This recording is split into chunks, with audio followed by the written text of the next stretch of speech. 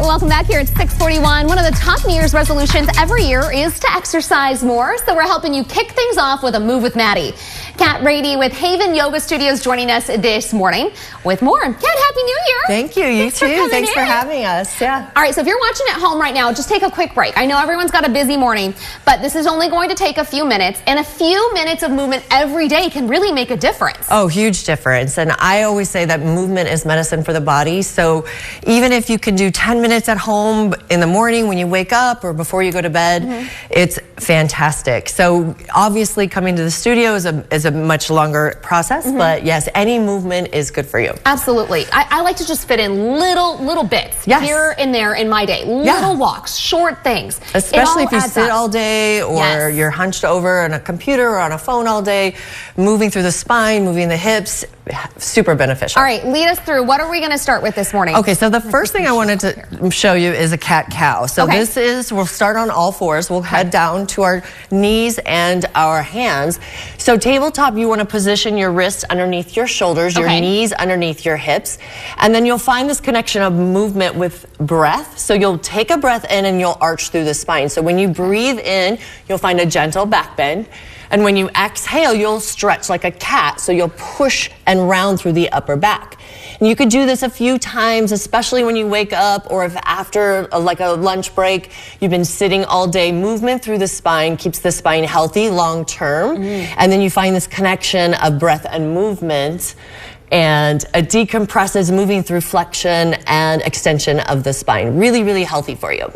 That's fantastic because everyone, like you said, we sit so much. Yes. And as we age, we definitely want healthy spines. Yes. And it also helps with the shoulders as well. So if you really push the floor away and round the back of the heart, like lifting up through the back body and spreading the shoulders wide, really beneficial. Okay. You want another one? Yeah. All right, so I will take the right foot forward. This is a kneeling lunge.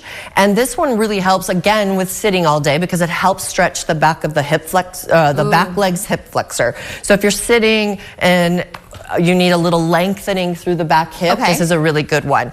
So a nice stretch, the more far forward you can move, the more you'll feel that in the back hip. And if you want a little more heat, you'll tuck the back toes, lift the back knee, and come up into what we call a crescent lunge. So this will build a little standing strength as well as stretch the hip flexor. And then you can build a little more spice, a little more heat if you take your arms overhead. Oh, yeah. Yeah. I'm feeling all kinds of muscles activating here. Yeah, so building standing strength in the legs as well as opening through the back hip. Really, really good for your hips. Oh, yeah. That's a good one. So we just do a couple of these on each side? Yeah, I would definitely do, you want to do whatever you do in these asymmetrical poses on one side, you'll do it on the other. Do we need to hold them for a certain amount of time? I would recommend holding this for 3 to 5 breaths, but if you can go longer, even better. And then you can use this as a transitional pose too. Warrior 2 is a very big pose in yoga. You may have heard of it. You'll keep the front leg the same, but the back foot will come parallel to the back of the mat. So this is a bigger opening through the hips. You stack your shoulders over your hips and take your arms out wide and look forward. So this is our warrior stance. Warrior 2, we call this Virabhadrasana 2. So this works with shoulder strength, standing leg strength, but it's also a very big hip opener too. I think people see how slow yoga is and think, well, but I'm not really getting a workout, am I? Oh, you are. I hear that all the time. Oh, yoga's just stretching, but it definitely builds endurance and strength. But it also has this mindfulness component that you can work on concentration and focus. So sometimes slowing down and staying in one place is more challenging for people than moving really quickly. So yes, I can see that because you're holding that kind of isometric hold, right? Yes, absolutely. On your muscles. You can feel them start to quiver a little bit. Yeah, absolutely. So it's doing something. It is. And how important is the breath? Breath is huge. It's a huge component of yoga because you move. Your breath can dictate your movement. It can drive your movement. What we like to say, fuel your movement. So if the breath is steady and smooth, it can actually bring balance to your central nervous system and keep you calm and focused and improve concentration. To breathe through all of these. Okay. Do you have another one for us?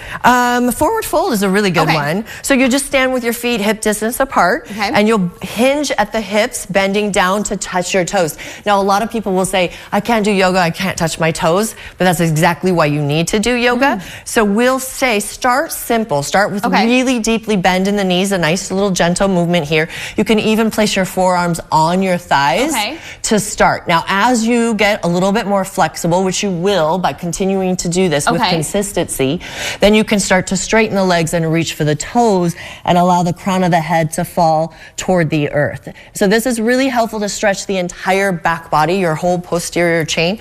So your hamstrings, your calf muscles, even the upper back. Yeah. I mean, already this morning I can feel.